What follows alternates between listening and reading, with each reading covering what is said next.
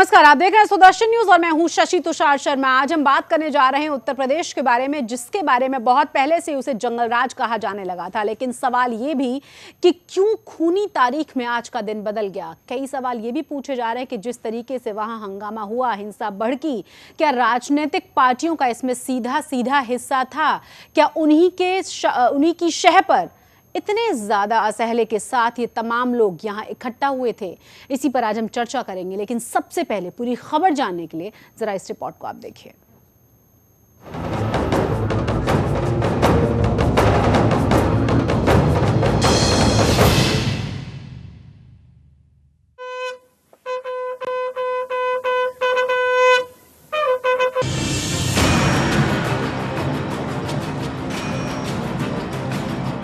उत्तर प्रदेश के जंगल राज में एक और खूनी तारीख लिखी गई।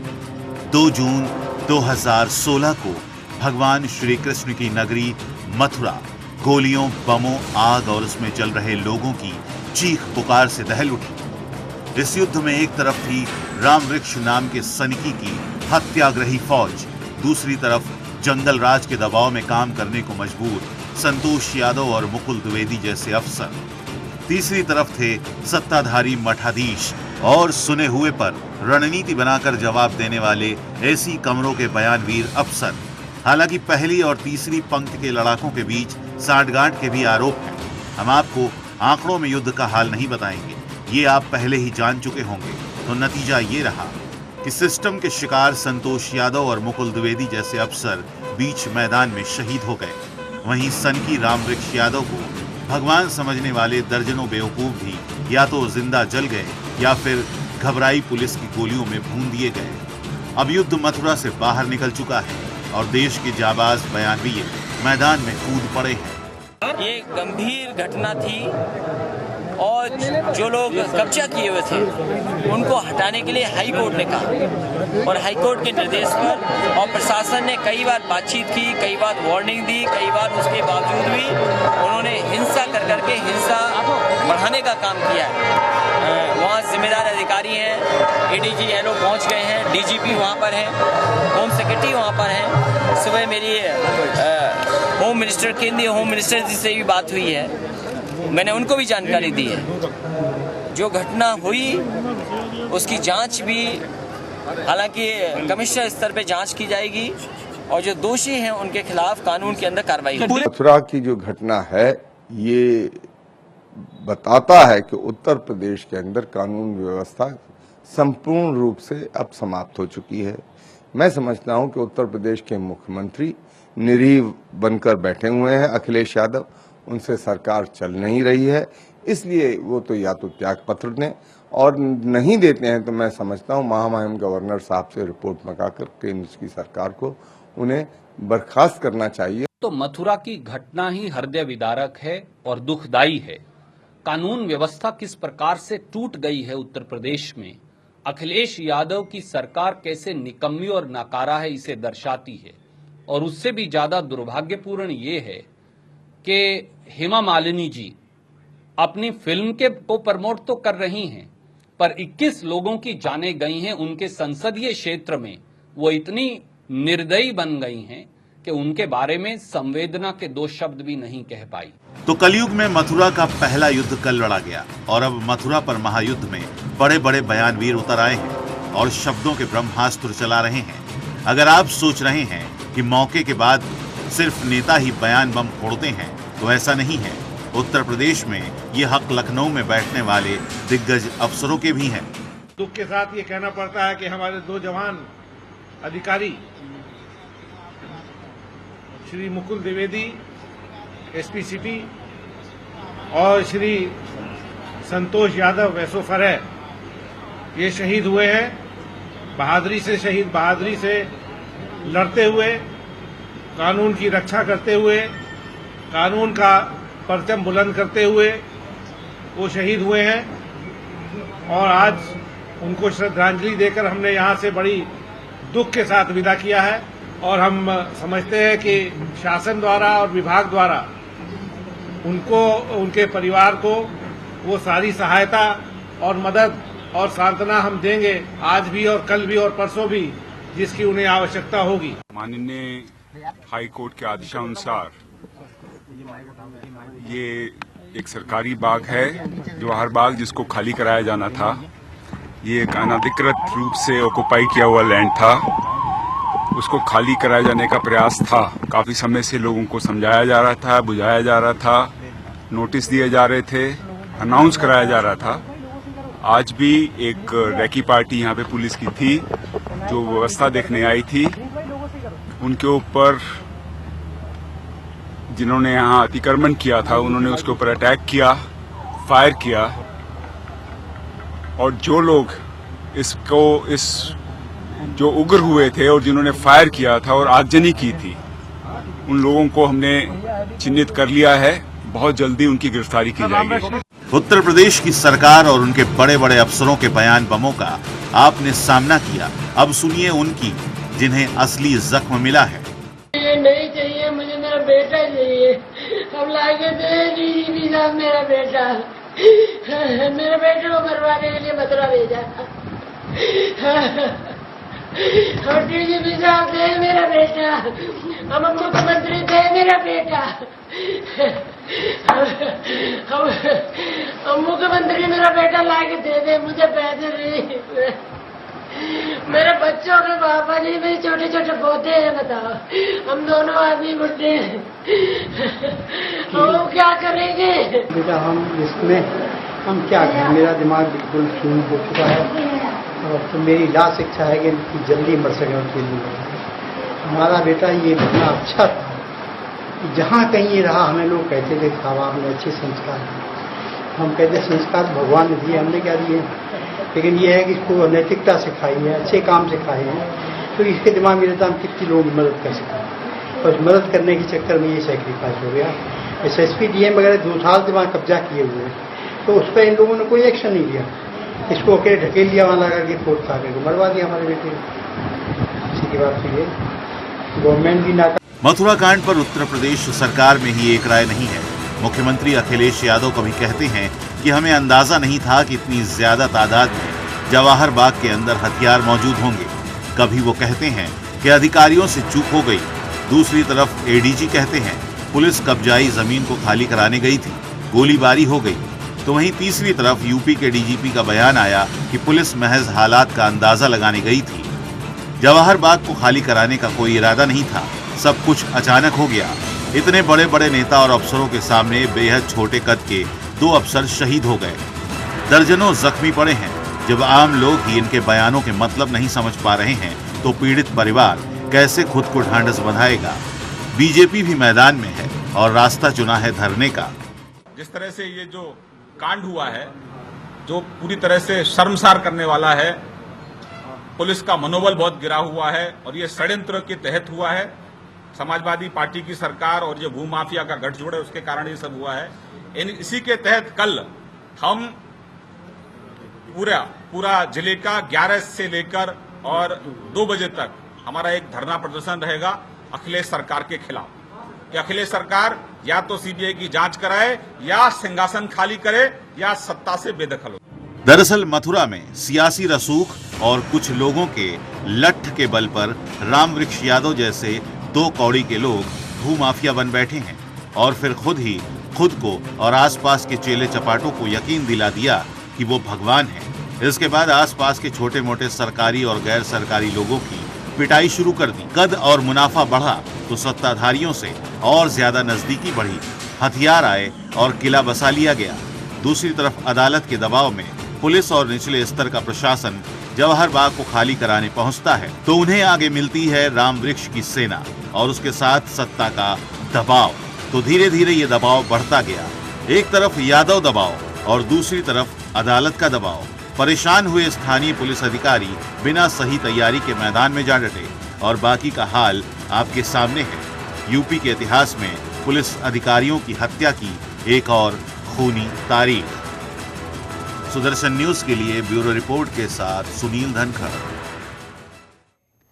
तो सच बात तो यही है कि प्रशासन ने मरवा दी, और जिस तरह से पेरेंट्स लगातार बता रहे हैं कि प्रशासन की किस तरह की वहां कार्रवाई रही है। और आपको ये भी बता दें कि कोई पहला मामला नहीं है, इससे पहले भी इस तरह के कई मामले सामने आ चुके हैं जहां इसी तरह के तमाम जाबाज ऑफिसर्स ने अपनी जान गंवाई है। सवाल ये भी कि आखिर इतने ज्यादा हथियार इस जवाहर बाग के अंदर आकर रख दिए गए, किसी को कानो कान खबर तक नहीं पड़ी। सवाल ये भी कि आखिर किस तरीके से 1200 करोड़ की संपत्ति के ऊपर कब्जा जमाने के लिए एक यादव परिवार, रसूखदार परिवार, और आप समझ जाएंगे कि कौन ये परिवार होगा, क्यों इस तरीके की लड़ाई लड़ने जा रहा था और किस तरीके से यहां छुपा छुपी का खेल लगातार जारी था सिर्फ और सिर्फ पैसे के लिए। इसी पर आज हम चर्चा कर रहे हैं। चर्चा इस बात पर भी करेंगे कि आखिर इसके लिए जिम्मेदार कौन है, और सवाल ये भी जो मां लगातार कह रही है कि उसे पैसे नहीं चाहिए, उसके बेटे को वापस कर दिया अखिलेश सरकार और वहां का प्रशासन। हमारे साथ हमारे कुछ खास मेहमान भी जुड़ेंगे। फिलहाल हमारे साथ ओम जी महाराज जुड़ गए। बहुत स्वागत है आपका ओम जी महाराज। जय श्री राम। कई बार इस तरह की चीज़ों को देखने के बाद मन बहुत ज़्यादा अजीब होने लगता है, समझ में नहीं आता सवाल कहाँ से शुरू किए जाएं। लेकिन दुखद इससे भी ज़्यादा ये है कि ये चीज़ें बंद नहीं होती, एक के बाद एक कोई सीख हम नहीं लेते। कितना भी ईमानदार, कितना भी जाबाज ऑफिसर हो, इसी तरह मारा जाता है। जिस वक्त जय गुरुदेव जी की हत्या हुई थी, लोगों को ये लग रहा है कि उनका स्वाभाविक मृत्यु हुआ था। मेरे बहुत अच्छे मित्र थे वो। इमरजेंसी में जब इंदिरा गांधी ने उनको गिरफ्तार किया था, तो उस वक्त मैंने इंदिरा गांधी का घर छोड़ दिया था। उन दिनों मैं उन्हीं के घर में रहता था। और जब इमरजेंसी ख़त्म हुआ, इंदिरा जी सत्ता में आई, तो इंदिरा जी को मैं लेकर के भी उनके इस मथुरा आश्रम में मैं लेके गया था। वो अच्छे संत थे, लेकिन ये जो रामवृक्ष यादव है, जब उनकी हत्या, पहले तो ये रामवृक्ष यादव मुलायम सिंह यादव का अभिन्न अंग है, और मुलायम सिंह यादव के षड्यंत्रानुसार उस आश्रम पे रामवृक्ष यादव को बैठाने का षड्यंत्र रचा गया। उससे पहले उनकी हत्या की गई, और षड्यंत्र रच करके बाबा उमाकांत तिवारी जो उज्जैन में जिनका आश्रम है, जो असली उनके शिष्य हैं, हमेशा जय गुरुदेव जी के साथ में रहते थे। अभी हमारे पास में पिछले अप्रैल में यहाँ पर दिल्ली में रामलीला मैदान में भी 1 लाख लोगों को लेकर के हम लोगों ने वहाँ पर गौ हत्या के खिलाफ हमने आंदोलन भी किया था उमाकांत जी को लेकर। अभी मैं उज्जैन में उनके यहाँ मिलके भी आया हूँ। 1 से 3 तारीख तक उनके यहाँ प्रोग्राम भी अभी चल रहा है। तो उन्होंने भी मुझे बताया ये जो जवाहर बाग वाली जो घटना है, ये घटना होने वाली है, ये हमको मालूम था पहले से ही। और हमने इसके बारे में मुलायम सिंह यादव को उनके घर पे जो ये दिल्ली में 16 अशोका रोड पे जो उनका मकान है, वहाँ जाकर के मैंने मुलायम सिंह यादव को कहा भी था कि ये जो जय गुरुदेव की संपत्ति को हड़पने का जो आपने साजिश रचा हुआ है, और उसके साथ साथ जवाहर बाग को जो हड़पने का आपने साजिश रचा हुआ है, एक दिन ये बहुत भयंकर रूप लेगा। समय रहते आप इसको हटाइए, और ये रामवृक्ष यादव के ऊपर में जो आपने सिर पे हाथ रखा हुआ है, उसको मोहरा बना करके जो आप कब्जा कर रहे हैं सरकारी ज़मीन को, और संत के खून पसीने से कमाए हुए संपत्ति को, जय गुरुदेव की संपत्ति को, इसको आप खाली करवाइए, और ये रामवृक्ष यादव को हटा करके। नहीं, मैं एक सवाल पूछूंगी ओम जी महाराज, आप तो सीधा सीधा मुलायम सिंह परिवार का नाम ले रहे हैं। आप कह रहे हैं कि पूरी तरह से दखल है। मैं इस बात को जानता हूं कि बिल्कुल जिस वक्त उनकी हत्या हुई थी, उस वक्त भी मैंने मुलायम सिंह यादव को कहा था ये बात, कि आपने इतने बड़े संत की हत्या करवाई है, इसकी सजा आपको वैसे ही मिलेगी जैसे सोनिया गांधी ने संतों साध्वी प्रज्ञा ठाकुर जैसे लोगों को फंसाया तो उसकी पार्टी खत्म हो गई। मुलायम सिंह यादव को जिस वक्त इनकी हत्या की गई थी जय गुरुदेव जी की, उस वक्त भी मैंने कहा था ये रामवृक्ष यादव वगैरह जो आपके मोहरे हैं, इनको आप यहाँ से हटाइए, और एक निष्पक्ष व्यक्ति को बाबा उमाकांत तिवारी जी जैसे जो अच्छे लोग हैं, जो विद्वान हैं, उनको यहाँ पर बैठाइए। लेकिन इन्होंने नहीं माना। उनको जय गुरुदेव जी की जो खरबों की संपत्ति थी, वो उस पर इन्होंने रामवृक्ष यादव के माध्यम से इन्होंने कब्जा किया, और रामवृक्ष यादव को उल्टा उठा करके बैठा दिया वहाँ पर धरने में। मुझे रामवृक्ष यादव कई बार मिले जंतर मंतर पे कि उमाकांत तिवारी ने ये सब कुछ करवाया है। हमने उसको तब भी कहा, हमने कहा तुम्हारे साजिश को मैं अच्छी तरह से जानता हूँ, और ये रामवृक्ष यादव का सोचा समझा ये सारा चाल था, और उस चाल का जो असली जो सूत्रधार है वो मुलायम सिंह यादव और अखिलेश यादव हैं, जो जय गुरुदेव की संपत्ति को जिन्होंने हड़पा हुआ है। इनके बहाने से जवाहर बाग को ये हड़पने का इन्होंने षड्यंत्र रचा हुआ था। जवाहर बाग को तो पूरी तरह से इन्होंने कब्जे में ले ही रखा था, 2 साल से कब्जे में था, बाग उजाड़ दिया गया था, 280 एकड़ पे जिस तरीके से हंगामा इन्होंने मचा रखा है, अधिकृत रूप से नहीं था। लोग डरे सहमे रहते थे, वहां जाने से कतराने लगे थे। नहीं, ये तो मुलायम सिंह यादव के डर से कतराने लगे थे ना। मुलायम सिंह यादव के आदमी है रामवृक्ष यादव, और ये अभी तक तो इन्होंने कब्जा किया हुआ था। आज भी आप भी कह रहे हैं कब्जा किया हुआ था। कब्जा किया हुआ हाँ, अधिकृत रूप से नहीं था। अब इसकी एक साजिश ये चल रही थी कि इसको अधिकृत रूप दिया जाए। ये रामवृक्ष यादव के संरक्षण में पूरा का पूरा जमीन ही अलॉट करने की तैयारी चल रही थी, जिसके लिए मैंने और हेमा मालिनी ने, हम लोगों ने इसका विरोध किया हुआ था इंटरनली। हमने कई बार इसके बारे में बात की हुई थी।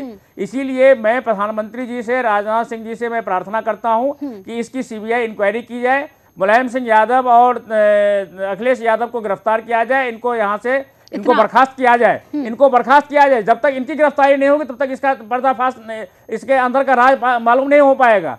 अभी भी उन्होंने रामवृक्ष यादव को अपने शरण में रखा हुआ है, फरार दिखा रहे हैं, फरार नहीं है।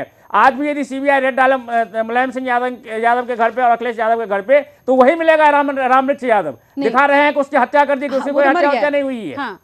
नहीं, आप कह रहे हैं कि वो जिंदा है? बिल्कुल जिंदा है और इनके घर में है। नहीं, आप किस बिना पे कह रहे हैं कि वो जिंदा ये मेरे पास में इन्फॉर्मेशन है। जैसे आईबी के पास में मुखबिर होते हैं, पुलिस के पास मुखबिर होते हैं, मेरे पास भी अपने मुखबिर है। मैं आर्मी चलाता हूँ, ओमजी हिंदू सेना मेरी आर्मी है। हर शहर में, हर जगह मेरे अपने मुखबिर है, और मुखबिर के सूत्रों से विश्वस्त सूत्रों से ज्ञात है कि इन्होंने अपने शरण में ले रखा है उसको बचाने के लिए। उस आदमी की हत्या नहीं हुई है। हत्या हुई होती तो सबका बॉडी मिला, जैसे एसपी साहब मुकुल द्विवेदी का बॉडी मिला, तो संतोष यादव का बॉडी मिला, उसका भी बॉडी मिलता। तो इसकी हत्या नहीं, हत्या का सिर्फ एक ये ड्रामा चल रहा है। ये अखिलेश यादव और मुलायम सिंह यादव के संरक्षण में ये आदमी है। और अभी भी हम ये सरकार से, प्रधानमंत्री से हम प्रार्थना करते हैं, सीबीआई इंक्वायरी का आदेश किया जाए और ये सरकार बर्खास्त किया जाए, राष्ट्रपति शासन लागू किया जाए। और उसके साथ साथ अखिलेश यादव और ये मुलायम सिंह यादव को गिरफ्तार किया जाए। ठीक है, सारा सच्चाई सामने आ जाएगा। एक सेकंड, मेरे साथ मेरे संवाददाता नमित त्यागी जुड़ गए हैं, जो पल पल की अपडेट्स हम तक पहुंचाते रहे हैं अभी तक। मथुरा से जुड़े हुए हैं फिलहाल हमारे साथ। नमित, यहाँ तो कुछ और ही स्टोरी निकल कर आ रही है। जिस तरह के जो तमाम सुराग निकल रहे थे कि वहां से तमाम चीजें जुड़ी हुई हैं, ओमजी महाराज कह रहे हैं कि पूरा मामला ये यादव खानदान का है, उन्हीं का हाथ था रामवृक्ष यादव के सिर पे, और उसी की वजह से तमाम वेपन्स, तमाम असहले, उसके बाद इतनी हिम्मत कि इतनी बड़ी जमीन पर 2 साल से कब्जा, ये पूरा का पूरा मामला 1200 करोड़ रुपए का है, जय गुरुदेव की संपत्ति का है। देखिए शशि, जिस तरीके से वहां पर स्टूडियो में हमारे साथ गेस्ट बैठे हुए, न केवल वो ये बात बोल रहे हैं, बल्कि जो मथुरा की और जवाहर बाग के आसपास की जो निवासी है, वो भी इस बात से इनकार नहीं कर रहे हैं कि इस पूरी साजिश के पीछे यूपी सरकार का भी हाथ हो सकता है। क्योंकि जिस तरह से अगर हम आज बीजेपी के जो राष्ट्रीय सचिव हैं श्रीकांत शर्मा, उन्होंने भी मथुरा के अंदर प्रेस कॉन्फ्रेंस की है। उन्होंने साफ तौर पर कहा कि इसके पीछे जो कैबिनेट मंत्री है शिवपाल यादव, उनका हाथ हो सकता है, उनका हाथ माना भी, और उन्होंने सीबीआई जांच की मांग भी की है। लेकिन यहाँ पर सवाल शशि ये है कि जिस तरह से पिछले 2 साल से अंदर 3 से 4 हजार की संख्या में जो रामगुरु उनके थे अनुयायी यहाँ पर रह रहे थे, चाहे हम रामवृक्ष यादव की बात करें, जय गुरुदेव बाबा की बात करें, उनके जो अनुयायी इतनी संख्या में वहाँ पर रह रहे थे, उसके बाद वहाँ पर उन्हें गोरिल्ला ट्रेनिंग दी जाती थी, अंदर इतनी ज्यादा मात्रा में हथियार पाए गए हैं। ये केवल 2 या 3 दिन की कहानी नहीं है। यानी इतने लंबे समय से ये तैयारियां की जा रही थी और उसी का नतीजा आज देखने को मिला है। 24 लोगों की जान गई है, 2 जाबाज ऑफिसर्स ने अपनी जान गंवाई है। सवाल फिर से वही है कि आखिर बिना किसी सुरक्षा के, बिना किसी तैयारी के ये ऑफिसर्स गए क्यों थे? बार बार जो पेरेंट्स की तरफ से कहा जा रहा है कि प्रशासन ने उनके बच्चे को खा लिया, हुआ भी शायद वही है।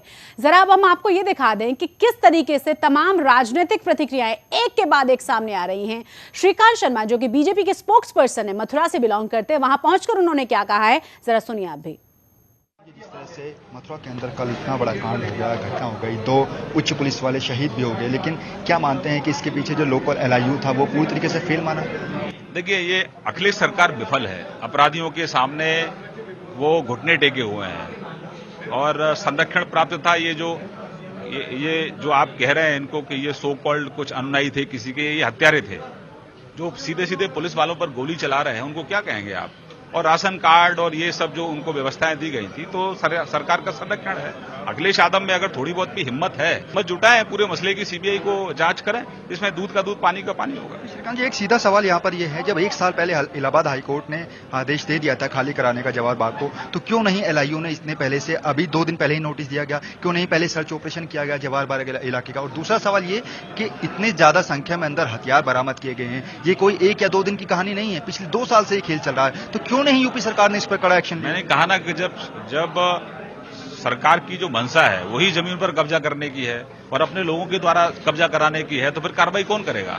जो कार्रवाई करने वाले हैं वही अगर आपको इलीगल काम करने के लिए कह रहे हैं और जो पुलिस है उसके हाथ बांध रहे हैं, तो फिर क्या होगा प्रदेश का। इसीलिए तो हमने कहा है कि सीबीआई की जांच करो, दूध का दूध पानी का पानी होगा। दूसरा एक सवाल सर, जो इनका लीडर है सत्याग्रहियों का रामवृक्ष यादव, जो अभी भी फरार है, क्या जो जय गुरुदेव का जो आश्रम है उसका सर्च ऑपरेशन अभी पुलिस नहीं करी है? ऐसा हो सकता है कि वहां सत्याग्रही नहीं है, वो लोग हत्यारे थे जिन्होंने पुलिस के ऊपर गोली चलाई, मेरा बहुत स्पष्ट मानना है।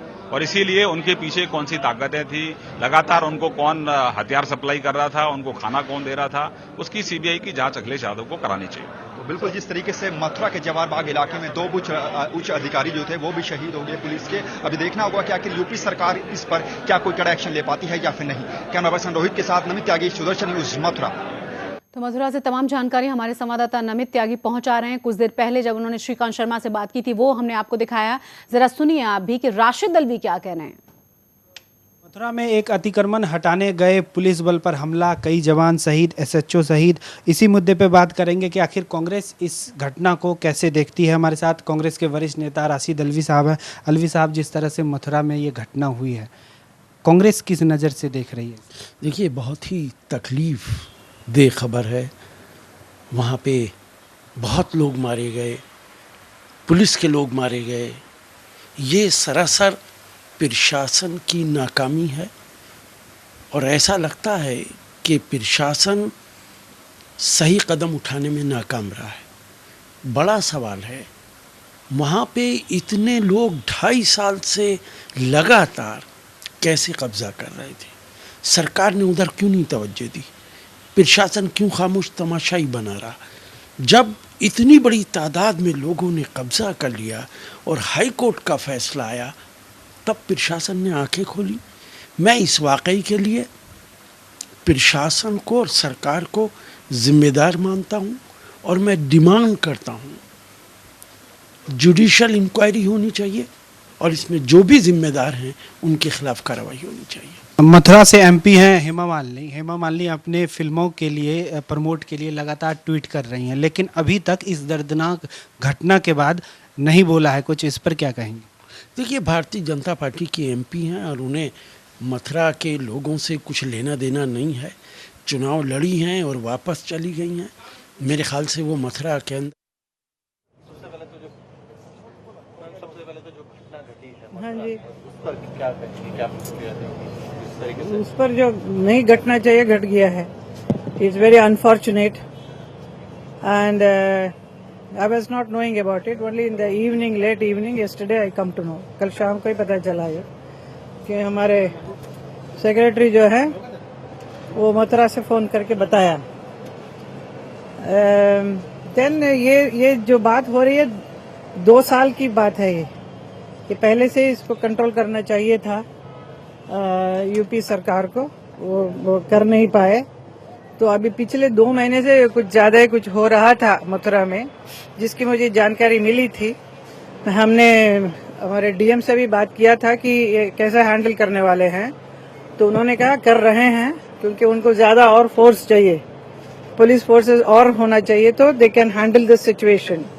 ये कहा था कि वो कर रहे हैं। तो एज ए सांसद I can do anything more than that, because this law and order is not in my hand, it is in the state government, so they are supposed to handle it. So suddenly yesterday this thing has happened and then it is very very sad. हमारे मथुरा के 2 police का जान चली गई है। So I am feeling extremely sad, very मुझे दुख हो रहा है। इसके लिए मैं आई हूँ भाग के, अभी मैं सीधा मथुरा जा रही हूँ। तो जाके मिलूंगी सबसे, और जो घायल हुए हैं उनको भी मिलेंगे। या जो एसपी है वहाँ के, मैंने उनको मिली भी हूँ 2-3 बार। बहुत ही दुख हो रहा है कि वो उनको अटैक किया गया, उनको बुरी तरह से मारा है। मैंने आज पता किया सब। I am in touch with the entire Mathura के जो प्रशासन है, उनके टच में हूँ। लगातार आपने कहा कि आप टच में है, बातचीत कर रहे हैं लोकल प्रशासन से। क्या शुरुआती तौर पर लग रहा है कि कहाँ पर कमी, जो गलती हुई है कहाँ पर हुई है, जो इस तरीके की घटना घटी है? क्योंकि भाजपा साफ तौर पर स्टेट गवर्नमेंट को जिम्मेदार ठहरा रही है। सही है ना, बिकॉज लॉ एंड ऑर्डर को, इसको पहले से अगर इस सिचुएशन को हैंडल करती तो ये यहाँ तक नहीं पहुँचती थी। क्योंकि 2 साल से चल रहा है, सुना हमने कि और लेकिन मेरी जानकारी में आई अभी 2-3 महीने पहले से ही, कि तब पता चला कि ये some people have encroached that place and then वो काफी 2 साल से बैठे हैं। तो मैंने उस दिन एसडीएम से भी बात किया कि 2 साल से है तो उनको तो पहले से थोड़ा आप लोगों को ज्यादा कुछ करते तो शायद ये यहाँ तक नहीं पहुँचती। मैम, एक और कंट्रोवर्सी आज सब जगह चली जो ट्विटर को लेकर थी, उसमें क्योंकि आपने कहा कल जानकारी आपको मिल गई थी, लेकिन आज जो कल शाम को मिली ना मिल गई थी क्या, लेकिन ये जो सिचुएशन इतना खराब है करके मुझे नहीं मालूम है। See I am an artist, so I work in film, so I committed myself to do some shooting. So my producer has booked me and so many other artists, so we are shooting for a film. So मुझे कैसे मालूम था कि ये इतना बड़ी गंभीर समस्या हुई करके, आज पता चला तो I cancelled the shooting. I told my producer I cannot shoot for the next 2-3 days. उनका था वो सब कैंसिल किया है, मैं यहाँ आ रही हूँ। ठीक है, बस अभी हो गया। हेमा मालिनी सांसद हैं, लेकिन उससे पहले वो आर्टिस्ट हैं, शूट में बिजी थी। उनके संसदीय क्षेत्र में क्या हो रहा है उनको जानकारी नहीं थी। ये उससे भी ज्यादा शर्मनाक है। कल उनको पता चल गया था यहाँ ये सब हो रहा है, बावजूद इसके उन्होंने शूटिंग की पिक्चर्स को आज ट्विटर पर पोस्ट किया। हालांकि बाद में जब बवाल मचा, लोगों ने ट्रोल करना शुरू किया, तो उन्होंने वहां से डिलीट करके माफी मांगी और उसके बाद संवेदना जताई। हालांकि यहां पर अभी पहुंची नहीं है, कुछ देर में पहुंचने वाली हैं। यहां पर यह बात उन्होंने बहुत साफ तरीके से बता दी कि इससे ज्यादा एज अ सांसद वो कुछ नहीं कर सकती थी, क्योंकि लॉ एंड ऑर्डर उनके हाथ में नहीं है। जरा आप ये भी देखिए कि हमारे तमाम प्रतिनिधि हमारे लिए कितने ज्यादा डेडिकेटेडली काम कर रहे हैं। एक छोटे से ब्रेक ले मुझे रुकना होगा, ब्रेक के बाद तुरंत लौट रहे हैं।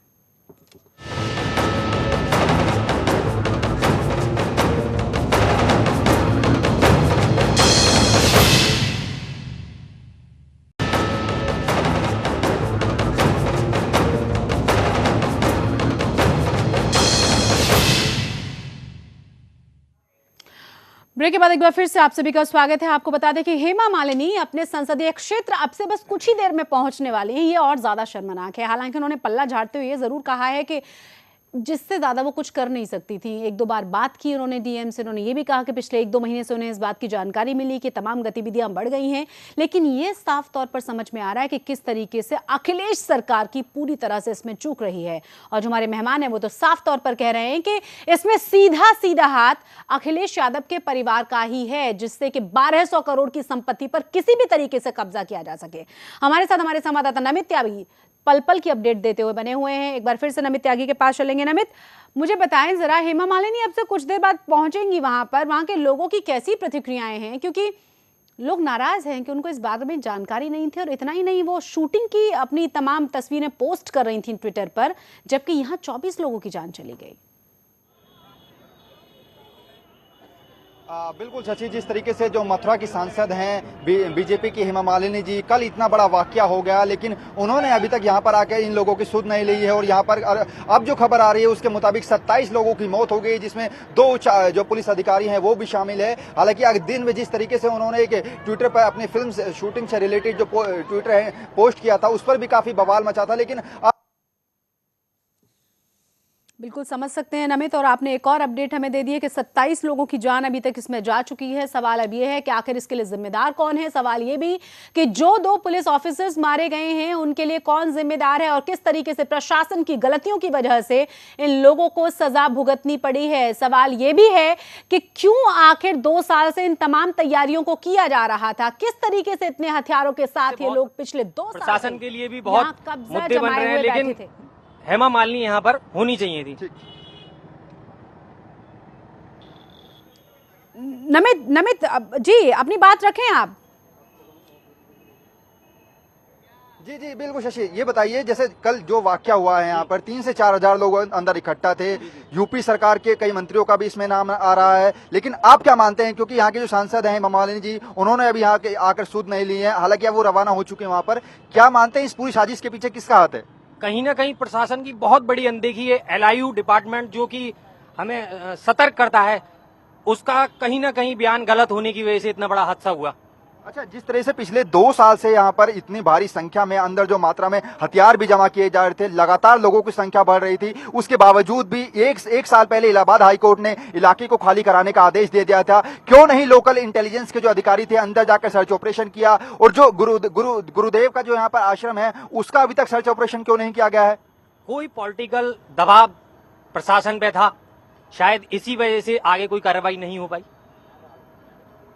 तो बिल्कुल शशि, जिस तरीके से प्रशासन का जो दबाव है वो भी यहाँ पर उच्च अधिकारियों पर माना जा रहा है। और दूसरी एक और अहम खबर हम अपने दर्शकों को और आपको भी देना चाहेंगे, क्योंकि इससे पहले खबर ये आई थी कि जो यहाँ का इलाका है जवाहर बाग, उसकी जो पूरी जांच पैनल की जो जांच कमेटी है उसकी जो आगरा के जो कमिश्नर है उनको सौंपी गई थी, लेकिन आनंद फारन में उसको बदलकर अलीगढ़ के पुलिस कमिश्नर को इसकी जो पूरी जांच कार्रवाई है उनको सौंपा गया। तो आप समझ सकते हैं कि बिल्कुल अंदाजा लगा सकते हैं हम नमित के आखिर वहां के हालात क्या रहे होंगे। ओम जी महाराज, आप बार बार कह रहे हैं कि इसमें पूरी तरह से हाथ है इस परिवार का। सवाल अब ये भी उठाया जा रहा है कि क्या इसके बारे में और जानकारियां नहीं थी, और क्या इन पुलिस ऑफिसर्स को नहीं पता था कि इतना ज्यादा दुखदाई हो सकता है उनके लिए? देखिए, पुलिस ऑफिसर्स को सरकार ने सिर्फ ये कहा था कि आप वहाँ जाकर के वहाँ का सिचुएशन पता कीजिए कि क्या स्थिति है, उनको समझाइए कि वो खाली करें, क्योंकि हाईकोर्ट का ऑर्डर है, नहीं तो हमारे खिलाफ कंटेम्प्ट प्रोसीडिंग शुरू हो जाएगा। और लेकिन कम्युनिकेशन गैप हुआ। यदि ये बात रामवृक्ष यादव एंड कंपनी को, गिरोह को यदि ये बताया गया होता तो यह घटना नहीं घटती। कम्युनिकेशन गैप होने की वजह से जब ये लोग गए तो रामवृक्ष यादव एंड कंपनी जो थी, जो गिरोह था, उसने ये समझा कि ये खाली कराने के लिए आए हैं, और वो पहले से इस तैयारी में थे, हथियार ट्रेनिंग सब चल ही रहा था, उन्होंने अटैक कर दिया। तो ये वही स्थिति हो गई जैसे भगवान शिव ने भस्मासुर को वरदान दिया और भस्मासुर ने शिव जी के ही सिर पर हाथ रखने की कोशिश की। तो ये भस्मासुर पाल रहे थे और भस्मासुर ने पुलिस को मारा। अब सवाल ये है कि ये जो घटना घटनी थी वो तो घट गई, लेकिन अब इसकी जो सच्चाई है वो बाहर अब तभी आएगी जब मुलायम सिंह यादव और अखिलेश यादव, उनका कुनबा गिरफ्तार होगा, उनके खिलाफ हत्या का मुकदमा दर्ज होगा, देशद्रोह का मुकदमा दर्ज होगा। ये सरकार नहीं, ये देशद्रोही सरकार बनी हुई है। जब तक ये स्थिति नहीं आएगी तब तक अंदर की सच्चाई आ नहीं पाएगी। ये लोग अफवाह फैला रहे हैं कि रामवृक्ष यादव की हत्या हो गई, कोई हत्या नहीं हुई है। वो अभी मुलायम सिंह यादव परिवार के शरण में है और उसकी सुरक्षा ये लोग कर रहे हैं, क्योंकि वो यदि इनके पुलिस की गिरफ्त में, और बहुत संभावना है कि यदि सीबीआई इंक्वायरी का ऑर्डर हो तो ये उसको कहीं मार करके दिखा देंगे कि उसकी हत्या हो गई थी। उसको अभी सुरक्षित रखना, उससे सारी जानकारी लेना बहुत जरूरी है। और हमने ये बात तो ये घटना तो आज घटी है, लेकिन जिस वक्त इन लोगों ने षड्यंत्र पूर्वक रामवृक्ष यादव के साथ मिलकर के षड्यंत्र करके जब जय गुरुदेव जी की हत्या की थी, उसी वक्त हमने, मतलब आप कह रहे हैं कि जय गुरुदेव की हत्या भी इन्हीं गिरोह ने किया। उल्टा मुलायम सिंह यादव ने रामवृक्ष यादव को जंतर मंतर पे बैठा दिया कि तुम इसको बदनाम करो, उमाकांत तिवारी को, कि उसने मारा। वो तो बेचारा रहता है उज्जैन में, अभी भी मैं उज्जैन में होकर के आया हूँ। वहां पर 1 से लेकर 3 तारीख तक वहां पर प्रोग्राम, आज भी प्रोग्राम वहां चल रहा है। तो सवाल ये है कि ये अपराधियों की ये सरकार है, अपराधियों का पूरा गिरोह है। मैं मुलायम सिंह यादव को आज से नहीं जानता हूं। जब वो यंग थे, चौधरी चरण सिंह मेरे परम भक्त थे, उस वक्त इनको चौधरी चरण सिंह से हमने मिलवाया था। उस वक्त ये एक बहुत अच्छे आदमी मुझे लगते थे। मुझे पता होता है इतने बड़े देशद्रोही हैं तो कभी मैं चौधरी चरण सिंह से नहीं मिलवाता। चौधरी चरण सिंह इनको आगे नहीं बढ़ाते। ओम जी, नमित कुछ कह रहे हैं, मेरे संवाददाता कुछ कह रहे हैं। जी नमित। शशि, जिस तरीके से ओम जी महाराज जो बात का जिक्र कर रहे हैं कि जय गुरुदेव बाबा की हत्या आखिर रामवृक्ष यादव ने करवाई थी क्या, तो इसके पीछे एक पहलू जो है हमें पता चला है, उसके बारे में अपने दर्शकों को बताते हैं। सन 2011 में जब जय गुरुदेव बाबा की हत्या हुई थी तो उसके बाद ऐसे सवाल खड़े हुए थे कि आखिर उनके अध्यक्ष पद की जिम्मेदारी कौन लेगा। उसके बाद जब रामवृक्ष यादव को उनके अध्यक्ष पद की जिम्मेदारी नहीं दी गई और उनके अध्यक्ष पद की जिम्मेदारी जो जय गुरुदेव के ड्राइवर थे उनको दे दी गई, तो उससे नाखुश होकर रामवृक्ष यादव ने अपना एक अलग ग्रुप बनाया, ग्रुप संगठन बनाया, जिस संगठन का नाम जो है वो आज जिस तरीके से अंदर 4 से 5 हजार की संख्या में उस संगठन के नाम पर लोगों को जोड़ा गया। आजाद भारत के नाम के ये ग्रुप बनाया गया और इसमें डेली रोजाना 300 से 400 की संख्या में लोग जोड़े जाते थे, उनको अंदर ट्रेनिंग दी जाती थी, अंदर देसी बम बनाए जाते थे। लेकिन पिछले 3 साल से ये कार्यक्रम चल रहा था अंदर, और ऐसा भी हो सकता है कि अंदर देसी जो असला बारूद बम गोले बनाए जाते हैं उनका व्यापार भी कहीं ना कहीं अंदर से चलता हो। लेकिन इसके पीछे खबर ये है कि आखिर प्रशासन ने पिछले इतने दिनों से अंदर जाकर सूद क्यों नहीं ली? क्या प्रशासन इतना डरा हुआ था कि अंदर जाने की हिम्मत नहीं कर पा रहा था? बहुत बड़ा सवाल है नमित, आप बने रहे हमारे साथ। उससे पहले हम अपने दर्शकों की रिपोर्ट भी दिखा दें। जिस तरीके से आरोप प्रत्यारोप लगातार लग रहे हैं और कहा बीजेपी की तरफ से ये भी गया है कि अगर सीबीआई जांच हुई तो तमाम चीजें बाहर निकलकर सामने आएंगी। ये रिपोर्ट देखिए और जरा जानने की कोशिश करिए कि आखिर इसमें शामिल पूरी तरह से है कौन कौन है जो 1200 करोड़ रुपए की संपत्ति पर पूरी तरह से अपना कब्जा चाहता है। जब किसी पर ऊपर से दबाव पड़े, प्रेशर नीचे बाएं और दाईं तरफ से भी हो, प्रेशर डालकर कोई काम करने के लिए कहा जाए और उससे ज्यादा प्रेशर से वो काम रोकने के भी आदेश हों, तो क्या होगा? तो फिर होगा मथुरा कांड। तो कहानी की शुरुआत होती है बाबा जय गुरुदेव जी से। बाबा जय गुरुदेव का असली नाम तुलसीदास यादव बताया जाता है। जय गुरुदेव जी घूरेलाल जी के शिष्य थे और हर वक्त जय गुरुदेव बोलते रहते थे, लिहाजा उनका नाम तुलसीदास से जय गुरुदेव ही हो गया। बाबा जय गुरुदेव ने मथुरा में अपना आश्रम और मंदिर बनाया और देखते ही देखते इस आश्रम और मंदिर की संपत्ति हजारों करोड़ की हो गई। लेकिन विवाद तब खड़ा हुआ जब बाबा जय गुरुदेव का निधन हो गया। इसके बाद कलयुग की परंपरा के मुताबिक पूरी संपत्ति पर कब्जे का खेल शुरू हो गया। हालांकि बाबा जय गुरुदेव को हमेशा ये उम्मीद थी कि सतयुग आएगा।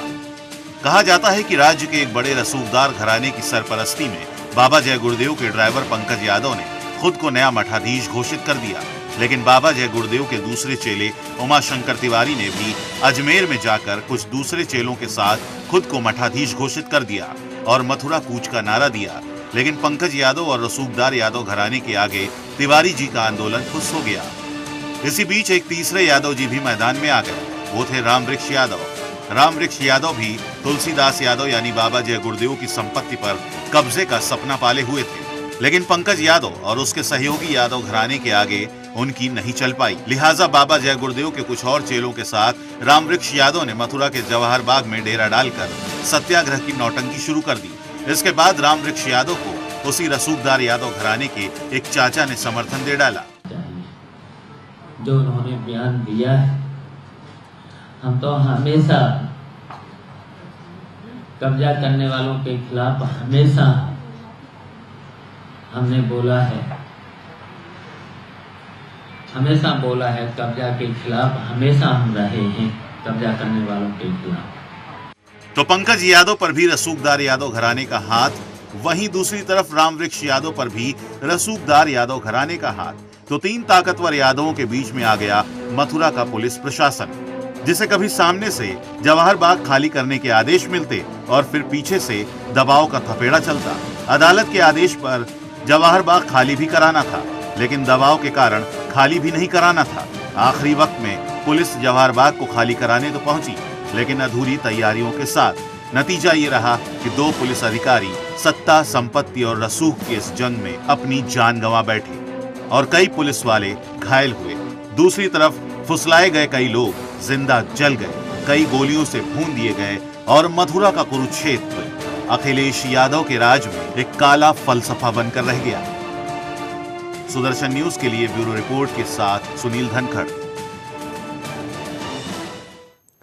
तो आप अंदाज़ा लगा सकते हैं कि यादव परिवार कौन है और आप अंदाज़ा ये भी लगाइए कि 27 लोगों की जान गई है और आप अंदाज़ा इस बात का भी लगाइए कि वही पुलिस प्रशासन है जिसके बारे में तमाम जानकारियां होने के बावजूद ये लोग वहां पहुंचे थे और कहीं ना कहीं राजनीति का शिकार ये हो गए। सवाल अब ये है कि आखिर इसके लिए जिम्मेदार कौन है और कौन कौन इस पूरे मामले में दोषी हैं जिनके खिलाफ कार्रवाई की जानी चाहिए और क्या वाकई में कार्रवाई होगी। हमारे साथ हमारे नमित भी हमारे संवाददाता बने हुए हैं, साथ ही साथ ओम जी महाराज भी बने हुए हैं। ओम जी महाराज, आप लगातार कह रहे हैं कि ये पूरा का पूरा जो पूरा खेल जो रचा गया है बहुत ही प्लान्ड वे में रचा गया है और यहाँ सिर्फ और सिर्फ कोशिश है 1200 करोड़ लेने की। बिल्कुल सही बात है, मैं आपके बात से पूरी तरह से सहमत हूँ। ये जो पंकज यादव है, जो ड्राइवर है, मैं जानता हूँ इस व्यक्ति को, बड़ी सेवा की इसने जय गुरुदेव की, लेकिन ये जय गुरुदेव के साथ में इसको चिपकाने वाले भी मुलायम सिंह यादव एंड कंपनी हैं। इन्हीं लोगों ने जय गुरुदेव के साथ में इसको ड्राइवर बना करके चिपका करके रखा और जय गुरुदेव की हत्या में मुलायम सिंह यादव, ये पंकज, ये रामवृक्ष, ये सारा पूरा गिरोह शामिल है। और हम लोगों ने कोशिश की थी उस वक्त, जिस वक्त जय गुरुदेव जी की हत्या हुई थी, कि चूँकि विद्वान हैं बाबा उमाकांत तिवारी जी, तो उनको हम उसका अध्यक्ष बनाए, क्योंकि जब जय गुरुदेव जब प्रवचन करते थे तो उससे पहले बाबा उमाकांत तिवारी ही प्रवचन करके लोगों की भीड़ इकट्ठा करते थे, लास्ट में जय गुरुदेव प्रवचन करते थे। हाँ। तो सवाल ये है कि ये सारा का सारा खेल राजनीतिक खेल है। लेकिन वो तो सब बेचारे लोग मारे गए ना, ये जो पूरा जो राजनीतिक खेल है, 27 लोगों ने जान गंवा दी ना इस राजनीतिक। ये 27 लोग जो मारे गए हैं, इसकी संभावना हमने मुलायम सिंह यादव, अखिलेश यादव को 2011 में ही, जिस वक्त उनकी हत्या हुई, तभी हमने कह दिया था कि ये आपको भगवान ने, आप एक पहलवान थे, वहां से लेकर के यहाँ तक आपको अरबोंपति भगवान ने बना दिया। क्यों इतना, इस लालच का कोई अंत नहीं है। आशा, कहा गया है कि आशा तृष्णा ना मरे मर गए शरीर, लेकिन इनकी तृष्णा ही खत्म नहीं होती। और उसी तृष्णा के वजह से इन्होंने एक संत के मेहनत से कमाए हुए आश्रम को हड़प लिया, पंकज यादव को वहां बैठा करके। तैयारी तो और इनको पहले तैयारी थी इसी रामवृक्ष यादव को बैठाने की, लेकिन रामवृक्ष यादव थोड़ा सा ज्यादा तेज था। इनको लगा कि ये आदमी मेरे हाथ से बाहर निकल जाएगा, तो इन्होंने पंकज को बैठा दिया। लेकिन पंकज और रामवृक्ष दोनों एक ही हैं। इनसे अलग यदि कोई व्यक्ति है तो वो उमाकांत तिवारी हैं, जो यहाँ से दूर बेचारे अपना आश्रम बना करके जय गुरुदेव का प्रचार प्रसार कर रहे हैं, लोगों को नामदान दे रहे हैं। तो सवाल ये है कि राजनीति, ये उत्तर प्रदेश के लोगों को अब ये समझना चाहिए कि कैसे पार्टी को, कैसे नेता को इन्होंने सत्ता पर बैठाया, जो संतों को की हत्या कराता है, जो संतों की संपत्ति को हड़पता है, जो हिंदुओं के साथ अन्याय करता है, मुस्लिम तुष्टीकरण करता है, डरता किसी से नहीं, उसके लिए कानून नाम की कोई चीज नहीं है।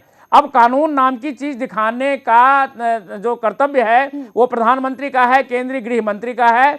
और आप केंद्रीय गृह मंत्री की बात कर रहे हैं, उनका भी एक बयान आया, जरा दर्शकों को दिखा दें मूवी, देखिए आप भी क्या कहा है राजनाथ सिंह ने। नहीं, जो भी मथुरा में घटना घटित हुई है बहुत ही दुर्भाग्यपूर्ण है। बहुत सारे लोगों की जानें गई हैं उसमें और घायल भी हैं लोग। और इस संबंध में हमारी उत्तर प्रदेश के मुख्यमंत्री श्री अखिलेश यादव से बातचीत भी हुई है और मुझे ये बतलाया गया है कि स्थिति इस समय नियंत्रण में है। लेकिन जो कुछ भी हुआ एक बड़ा हादसा था, बड़ी घटना थी और मैं समझता हूँ कि उत्तर प्रदेश सरकार इसकी जांच कराएगी। जो भी इसके लिए दोषी हैं, मैं समझता हूँ कि उन्हें दंडित किया जाना चाहिए। और जिन लोगों की जानें गई हैं, मैं उनके प्रति हृदय की गहराइयों से अपनी संवेदना व्यक्त करता हूँ। ओम जी महाराज कुछ कहना चाहें? मैं इसमें ये कहना चाहता था कि हमने बात की है इनसे, हमारे केंद्रीय गृह मंत्री जी से टेलीफोनिकली, और हमने उनसे कहा कि आप फौरन वहाँ पर राष्ट्रपति शासन लागू करवाइए, राज्यपाल जी को कह के रिपोर्ट मंगवा करके। लेकिन उनका ये कहना है कि स्वामी जी पब्लिक बड़ी अजीब है, वहाँ पर हमने उत्तराखंड में राज्यपाल शासन लगाया, उसकी क्या परिणति हुई आप देख रहे हैं। हमने कहा वहाँ की बात अलग थी, यहाँ पर परिस्थिति अलग है। यहाँ पर कानून नाम की कोई चीज नहीं बची है इस राज्य में। जब कानून, लॉ एंड ऑर्डर ही खत्म हो गया है तो उस सरकार की वहां पर जरूरत क्या है? जो सरकार खुद ही हत्यारा बन चुकी है, उस सरकार की वहां आवश्यकता क्या है? आज 27 लोग मारे गए हैं, कल 2700 मारे जाएंगे, परसों 27,000 मारे जाएंगे, उसके बाद 27 लाख मारे जाएंगे। क्या नरसंहार करने के लिए सरकार बनाई जाती है?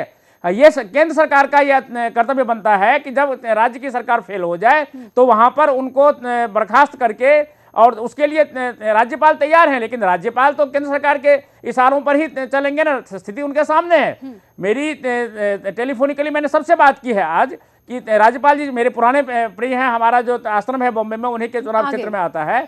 तो राज्यपाल जी ने भी कहा कि हम तो तैयार बैठे हुए, हमको इजाजत तो मिले। ये आजाद हिंद फौज सुभाष चंद्र बोस ने बनाई थी, ये इन लोगों ने ये नामकरण करके मुलायम सिंह यादव कंपनी ने ये आजाद सिंह हिंद फौज के नाम और भी शर्मनाक है। इतनी बेतुका मांगे हैं उनकी कि आप अंदाजा नहीं लगा सकते, विश्वास नहीं करेंगे। वो कह रहे हैं कि 1 रुपए में 40 लीटर डीजल मिलना चाहिए, माफ कीजिएगा 40 लीटर पेट्रोल मिलना चाहिए और 60 लीटर 1 ही रुपए में डीजल मिलना चाहिए। राष्ट्रपति और प्रधानमंत्री का जो चुनाव है उसको रद्द कर देना चाहिए। इतनी बेतुकी मांगे हैं कि आपको विश्वास करना में विश्वास नहीं होगा कि आखिर यही लोग ये क्या कह रहे हैं। आजाद हिंद फौज का करेंसी चलनी चाहिए, जो वर्तमान करेंसी उसको बंद कर देना चाहिए। तो उस पर तो शायद हमें डिस्कशन नहीं करना चाहिए। किस तरीके से ये लोग राजनीति कर रहे हैं। ये डिस्कशन इसलिए भी होनी चाहिए क्योंकि ये सारे अनपढ़ लोग हैं और इन अनपढ़ लोगों को ये सारा मंत्र दिया है मुलायम सिंह यादव एंड कंपनी ने, उसके परिवार ने। अच्छा। कि तुम इस तरह से बोलो ताकि ये एक स्थिति विस्फोटक बनती चली जाए। तुम वही करो जो हम तुम्हें कह रहे हैं। तो ये तो इन लोगों ने तो वही किया है जो मुलायम सिंह यादव एंड कंपनी ने चाहा है, और इसीलिए सबसे ज़्यादा जरूरी है कि सीबीआई इंक्वायरी हो, इन लोगों को, इनके खिलाफ हत्या का मुकदमा दर्ज हो और इन लोगों को पहले गिरफ्तार किया जाए, और इनके सारे टेस्ट कराए जाए जिसमें ये सारे के सारी चीजें बाहर आएंगी। बहुत हो गया अब ये अत्याचार का राज। अभी आपने सुना होगा समाजवादी पार्टी कह रही है कि नहीं, इस पर अब कम से कम राजनीति नहीं होनी चाहिए। उन्हें शर्म आती है क्या कभी? कर रहे हैं। जिस तरह की राजनीति अभी तक देखी गई है, कितने सारे निर्दोष लोग मारे गए हैं, वाकई में शर्मनाक घटना है। बावजूद इसके राजनीति की बात कही जा रही है। क्यों ना सीबीआई जांच करवाई जाए, सिफारिश की जाए राज्य सरकार की तरफ से। देखिए शशि, अगर यूपी सरकार की बात करें तो यूपी सरकार की तरफ से ये कहा जा रहा है कि उस मुद्दे पर राजनीति नहीं करनी चाहिए, लेकिन उन लोगों को खुद ये सोचना चाहिए कि इतने दिनों से ये कांड चल रहा था, अब इस पर कोई कड़ा एक्शन नहीं लिया गया है, अभी तक भी किसी को सस्पेंड नहीं किया गया है, तो आखिर राजनीति कर कौन रहा है? आनंद फानन में जो पुलिस कमिश्नर है, जब जांच आगरा पुलिस कमिश्नर को दी जाती है, उसके बाद अलीगढ़ कमिश्नर को दी जाती है, आखिर इसके पीछे राजनीति क्या है? दूसरी वजह शशि, हमने ये जानने की कोशिश की यहाँ पर रह करके, जो अंदर 4 से 5 हजार की संख्या में लोग थे, आखिर इतनी संख्या बढ़ती कैसे थी, तो हमने उसके पीछे वजह जानी। तो ऐसा खबरें ऐसी जो यहाँ के जो लोकल निवासी है उनका कहना है कि ये लोग जो जवाहर बाग के अंदर रहते थे, संगठन के जो आजाद हिंद फौज के संगठन के लोग थे, वो लोगों को अंदर बुलाते थे, फिर उनका माइंड वॉश किया जाता, वहीं पे बैठाया जाता था और उनके दिमाग में एक इस तरीके की जो बातें भरी जाती थी जिससे वो लोग जो थे वही बंदिश बने रह जाते थे। और दूसरी बात ये शशि के जवाहर बाग मेन गेट के सामने ही ऐसे नारे लिखे गए हैं, आजाद हिंद फौज की करेंसी चलनी चाहिए। उन नारों को आखिर किसने लिखा है, उस पर प्रशासन कोई कड़ा एक्शन नहीं लेता है, ना ही अभी तक लिया गया है। और हमारे साथ एक प्रत्यक्षदर्शी जो है मौजूद है शशि, उनसे जानने का प्रयास करते हैं, क्योंकि ये कल उस घटना के वक्त उसी जगह मौजूद थे। ये बताइए, जब वो घटना घटी थी आप उस वक्त वहां मौजूद थे, आखिर हुआ क्या था? मैं करीब 12:30 बजे पीसीबी सभागार में, वहाँ से द्विवेदी जी वगैरह सब थे। उसके बाद करीब 4:30 और 4:45 की ये घटना थी। एक मौखिक ड्रिल चल रही थी, ड्रिल के दौरान ये हादसा हुआ। जब ड्रिल के दौरान इन्होंने बाउंड्री तोड़ने की कोशिश करी प्रशासन ने, उस दौरान संतोष यादव मौजूद थे, एसएसपी मौजूद थे, तब सत्याग्रही ने बाउंड्री तोड़ते समय फायर किया और पहले फायर उन्होंने ही किया। उसके तक काफी कैजुअलिटी हो चुकी थी और बहुत भयंकर नजारा था। उस दौरान बहुत आग लग चुकी थी, काफी कुछ नष्ट हो चुका था। जवाहर बाग में देखने लायक था, लोग भाग रहे थे इधर से उधर, एम्बुलेंस थी, काफी दिक्कतों का सामना करना पड़ा।